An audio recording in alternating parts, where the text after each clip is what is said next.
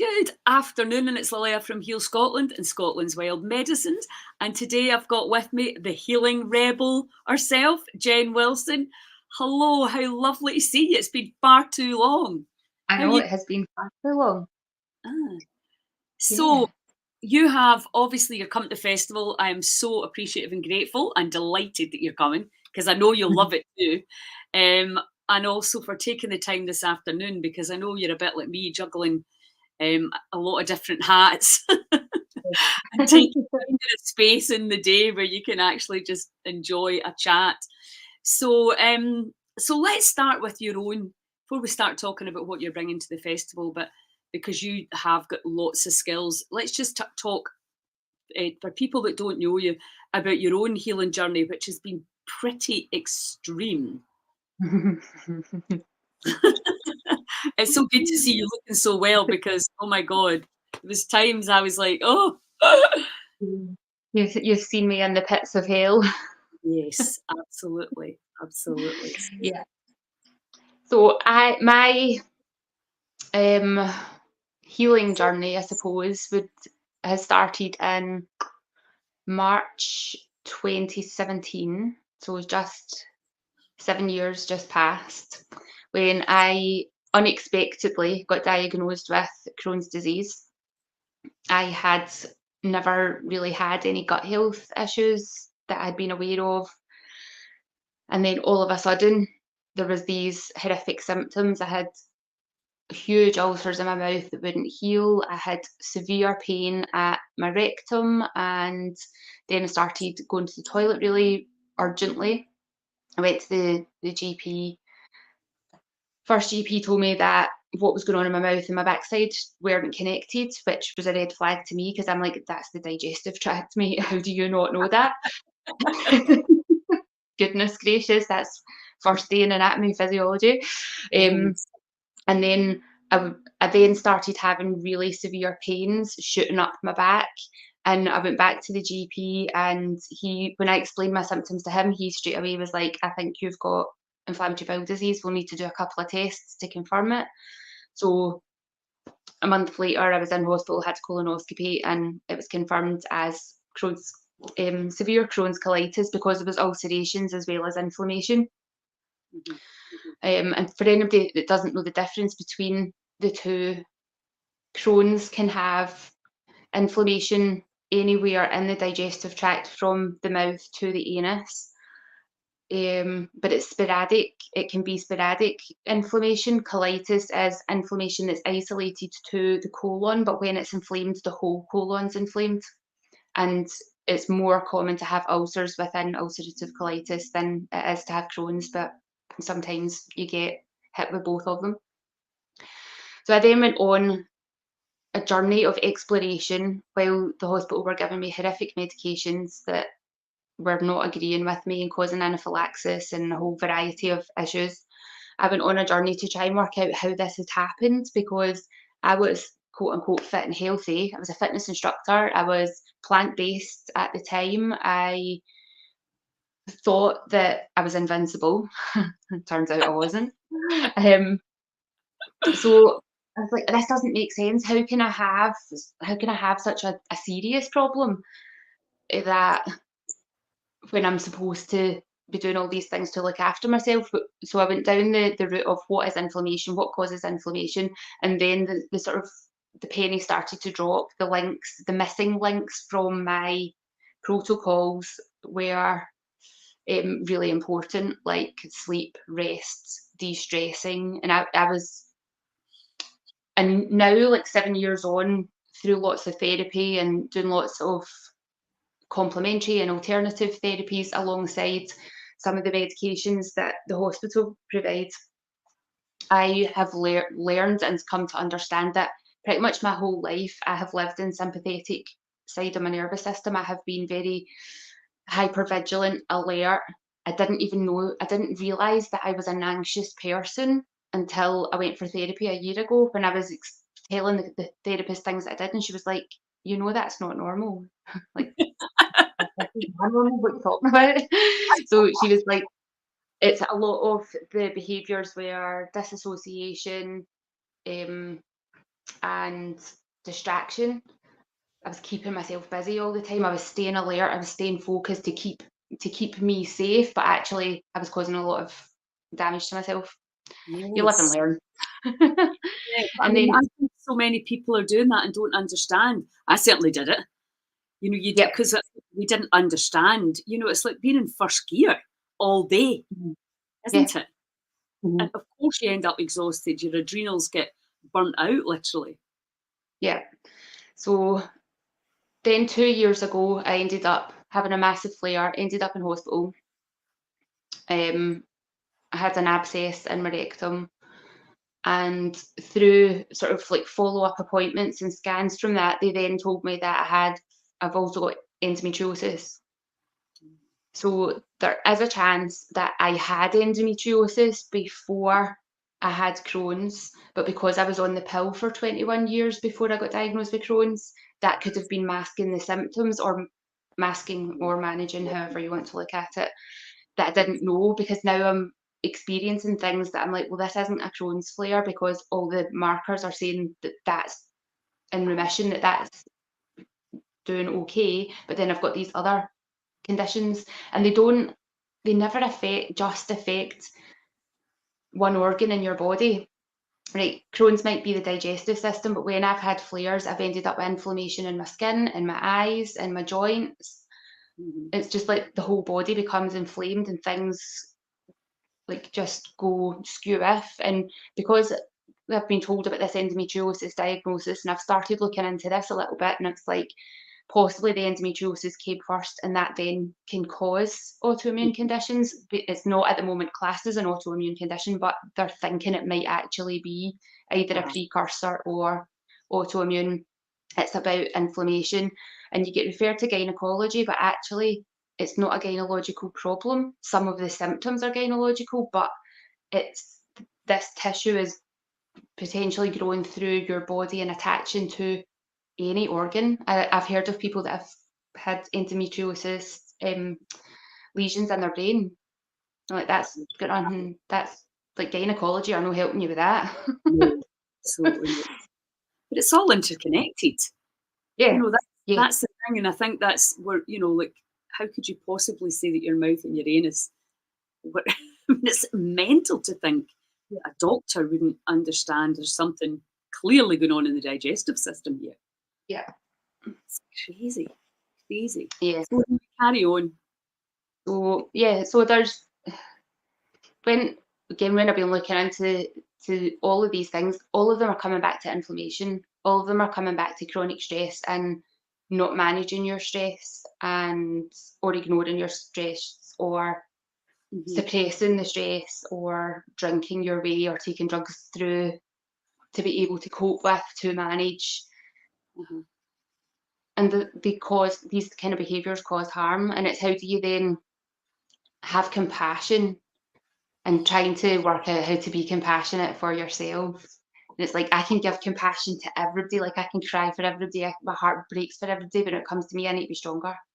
And then like, and you, like we've spoken about this before, like when my gran passed away and you came on and did some tapping with me, Yeah. and it was just like you need to allow yourself to feel, and it's like, no, but I need to be the strong person here. You have to It's give crazy, yourself that isn't it? permission. So much kinder to others than we are to our own body. And that I think, you know, because obviously I've watched you, and you were well when I met you at first. It was before that you had that flare, which you're saying was 2 years ago. And you know that it's so devastating when you think you're on top of something, and then the body's like, no, Yeah. you still need. You've got more to learn here. Listen to me. Uh-huh. I mean, this is the big problem, isn't it? The patience, the Mhm. perseverance, and the trust, I suppose, that the body of course it knows what to do, but how can you hold it together until you get the response and the feedback? Yeah, it's we're healing now. Did you have any Yeah. surgery for Crohn's? No, well, I had emergency surgery 2 years ago, but they didn't actually do anything. It was they were going in to check at the rectum to see if it was just an abscess or if there was a fistula forming there as well. So they Right. had to put me under general anaesthetic to go in to look because they were like stretching my butthole out. Thanks for that graphic. It was quite graphic. And I was like, no, no, no, it's fine. I don't have I've got a really strong pain tolerance. I don't think I need general anaesthetic. And they were like, no, what we are going to do, you need to be under general anaesthetic. Right, okay. So that's the only surgery that I've had. They're talking about surgery for the endometriosis, but I only just had an MRI a week past on Friday. Because they do what they're doing now for endometriosis is they do an MRI, a specialist team read it to see what stage it is, whether it's 1, 2, 3, or 4. If it's 1 to 3, then gynecology will deal with it, and if it's a stage 4, then it's a specialist team that deal with it. So I'm waiting to hear back from that. But I think it's probably stage 4 because I was just reading up some more before we came on, and if there's cysts involved, then that's you heading into stage 4. Have you got pain But with it? no, I've got some discomfort around my groin area, but I don't. And sometimes when I have my period, it feels like my pelvis is trying to Yeah. push its weight out my body, but it's not. That pain's not chronic. It's there maybe for a few hours and then goes away. Uh-huh. And I do see because I have Crohn's and because I had that really bad flare 2 years ago, I got referred to integrative care at Gartnavel. So the doctor there, he also does homeopathy, and he's put me on some homeopathic medications. I would if I only had endometriosis, I wouldn't have been able to get referred to Oh, the really? integrative care. It has to either be terminal or lifelong, life limiting, which obviously endometriosis now Uh-huh. is, but it's just not falling into that category. So because I see him for the Crohn's disease, he also helps me with the endometriosis stuff. So You don't that's get been used referred there unless you're why dying basically. that for prevention? That's madness, But isn't it? they're also cutting back on the funds. Like when you go in, the services that they have in it, integrative care, keep getting cut back. And really, when I was in on one of the courses in there, I was like, why is the whole NHS not structured around this model? Because it's all about the lifestyle, bring in all the lifestyle practices, and Yes. then whatever's left over, medicate that. Yes. You know, treat you as because when the course that I was on, the first thing the nurse said to us is we're not interested in your diagnosis, we're interested in you as the person, the whole person. Yes, you've got symptoms, yes, you've got stuff going on, yes, you've got a specialist that looks after you, but that's not what's important. You as the whole person is important. And I was just like, I'm gonna cry.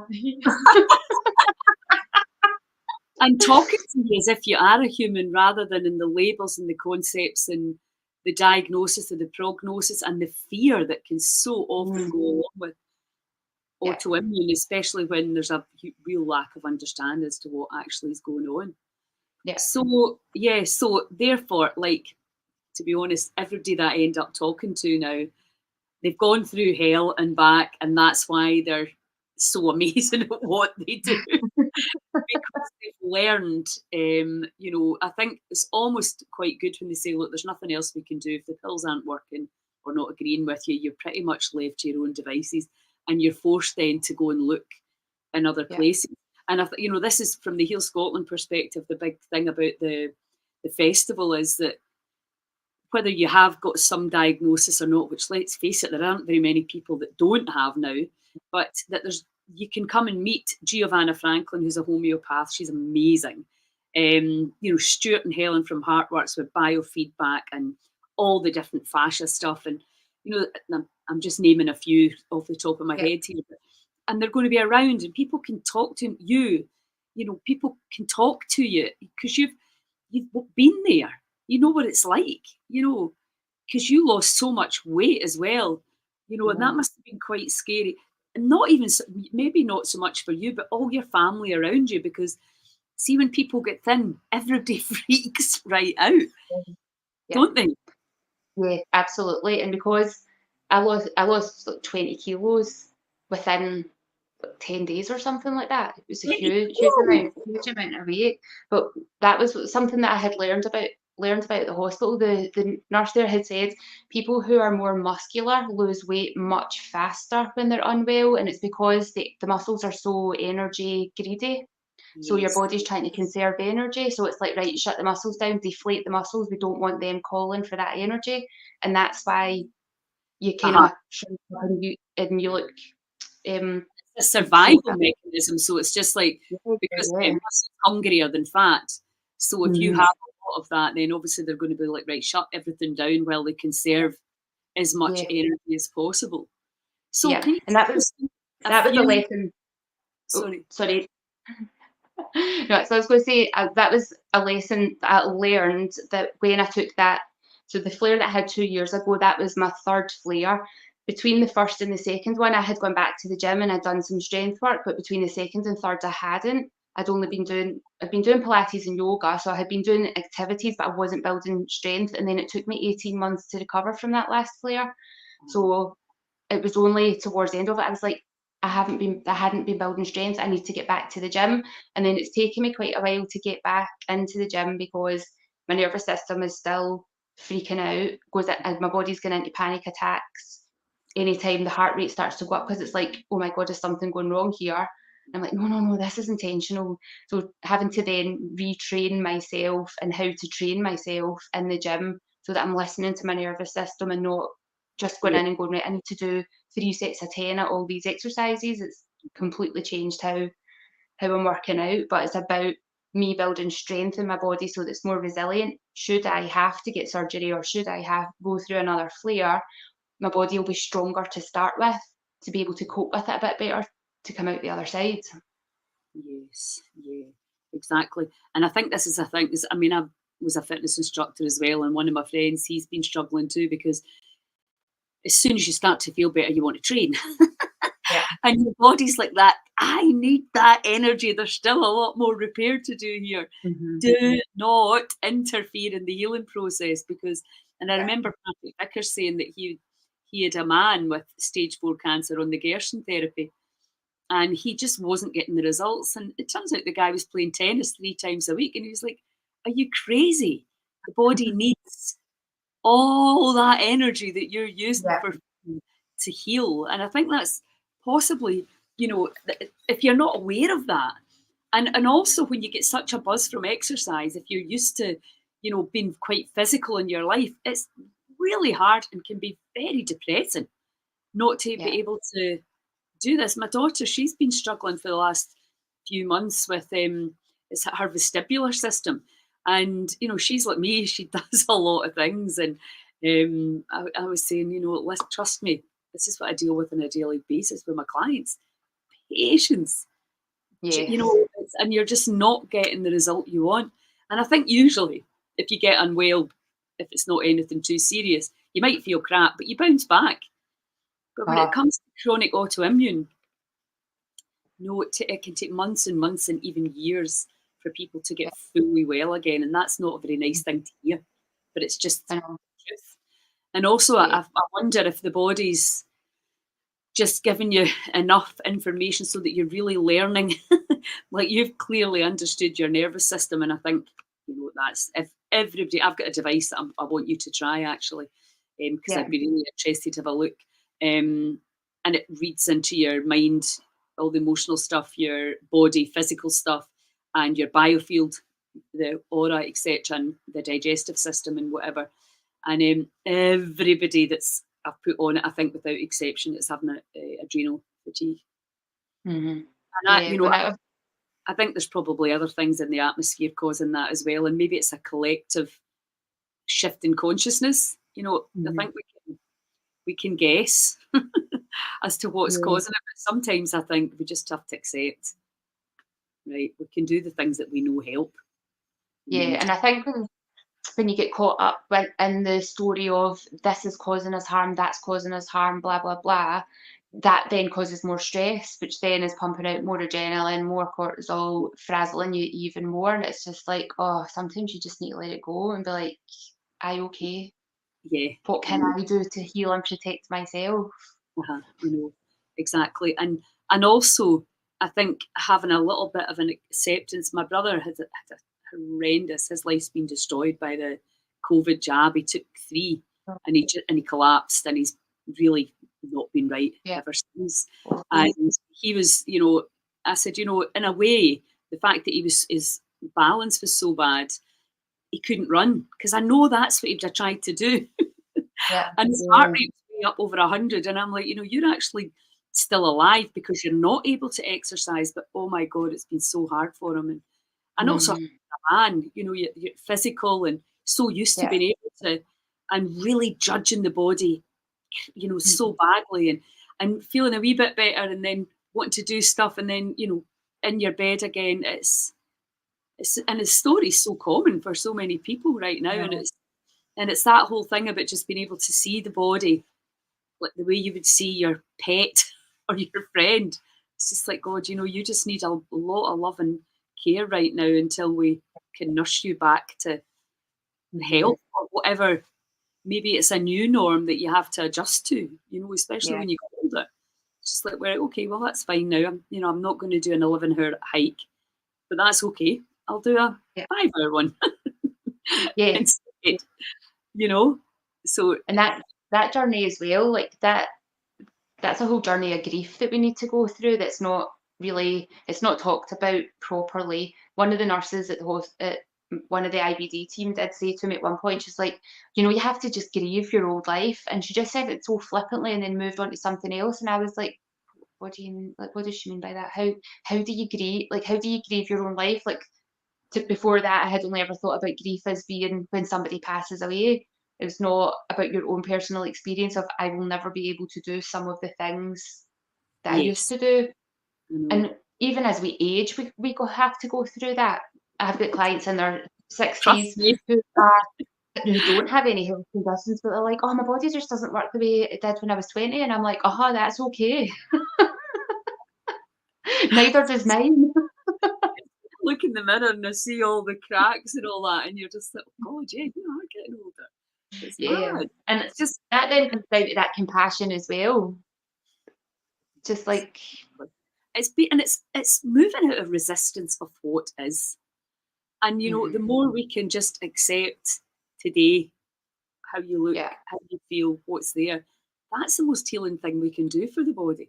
But yeah, I think we're getting so caught up, and judging out there, judging in there. What's that symptom? And especially if you have a diagnosis or a mhm, prognosis, every single thing the body does, it's like we've become body obsessed when the yeah, body's actually quite happy, and we're tormenting ourselves on a daily basis, by trying to figure it out, wishing it was different, taking it personally, all of the yeah, stuff, the loss of control or whatever it is. Yeah, it's crazy. And being able to kind of let go of all of that is obviously, that's my big passion. yeah, So mhm. tell us some of the protocols that helped you most. Learning to listen to my body, Mhm. definitely the first one, and checking in with myself. Going for some therapy to learn about acceptance and what that means, and how where I've not been in acceptance to understand why I've had all this anger and all this rage towards various people and managing my expectations. I used to get up at 5 o'clock in the morning and do the breath work and the meditation and all that stuff, and it was making me worse. And now I most days don't set an alarm and allow my body just to waken up when it wakens up. And I'm much more slow in the mornings than I used to be, because before it was like I have to get up and I have to do the meditation and I have to and I have to. And if anything didn't land at the right time, that would stress me out. So now it's just like that has gone to the wall, and I'm much more gentle, much slower with it. I use some herbs and tinctures that help with inflammation. Just now, propolis is one of the ones that I'm using, Yes. and chickweed, because that's supposed to be really good for ovarian cysts. Mhm. Um, and then the other herbs I use all depend where I am in my cycle and how I feel in my body. So if I'm waking up in the morning and I feel a bit anxious, then I'll use herbs that help calm that down. And if waking up and I don't feel anxious, but I feel a bit cold, then I'll use different herbs that'll help me warm up. And if I'm too hot, then I'll use ones that cool me down. So just varying the Yes. herb that I use. My diet is still predominantly plant-based, but about must be I don't know what 3 years ago maybe I started eating fish, Mhm. and that has worked really well for me. So I'm now probably eating fish about 4 times a week. I I was eating a lot of fermented foods for a little while, but because I have digestive issues, Mhm. I started the summertime. During the summer was okay, but then when we started coming into autumn, I started getting really bad histamine responses, and I would have like inflammation all around my eyes. And when I had looked it up, it was like a histamine blepharitis.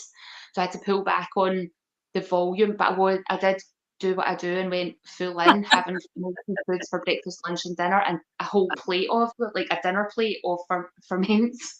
So, and Janice told me not to do that. It'll be fine. Ooh.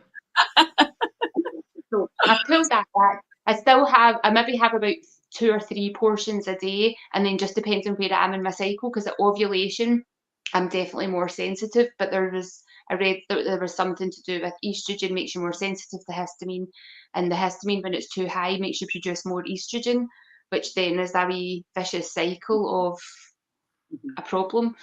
So just knowing where I am within my cycle, and then I still try to get to bed, head for bed about 9 o'clock, 9:30 at the latest. I'm heading to bed, and I do full body massage. I do lymphatic drainage. I move my body every day. Most days it's just gentle. A couple of times a week, depending on my energy levels, I'll get into the gym and do a wee bit of weights. Mhm. Make sure that I'm hydrating properly, so lots of herbal teas, making sure I'm adding some sea salt and magnesium to my water, and then at night time making sure that I'm taking magnesium as part of my sleep Mhm. time. Brilliant. And yeah, that's kind of my day to day. Yeah, and it's working. You're feeling I'm feeling pretty good. yeah. Yeah.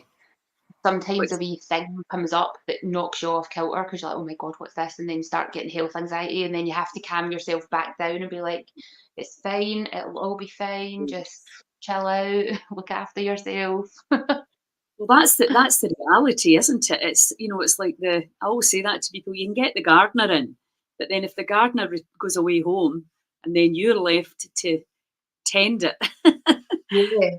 then you panic. If anything, you're like, oh no, because you feel you're going backwards, but you're not.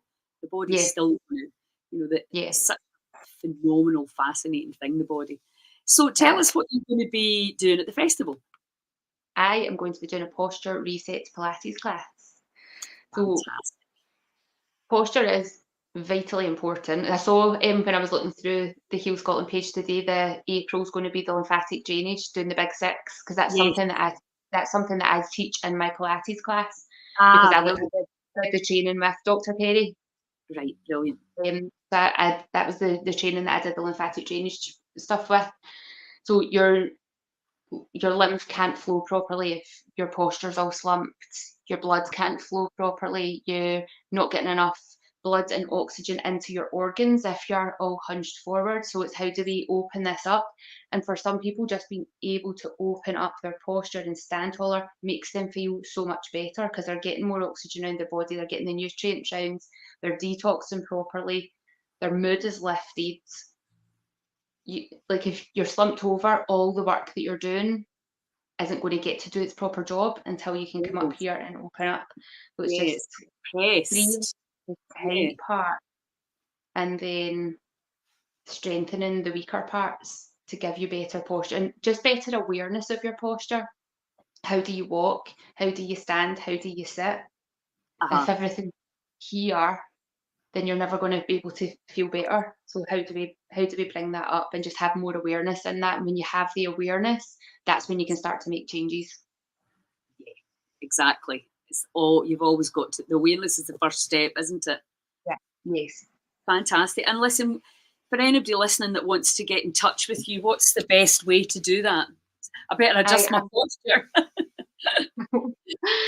I am on most of the social medias, Instagram, Facebook mostly. Facebook, my business page is I am Jen Wilson, the Healing Rebel. On Instagram, I am.jenwilson. My website is iamjenwilson.com. All the contact info is on there. Tell me your website again. iamjenwilson.com.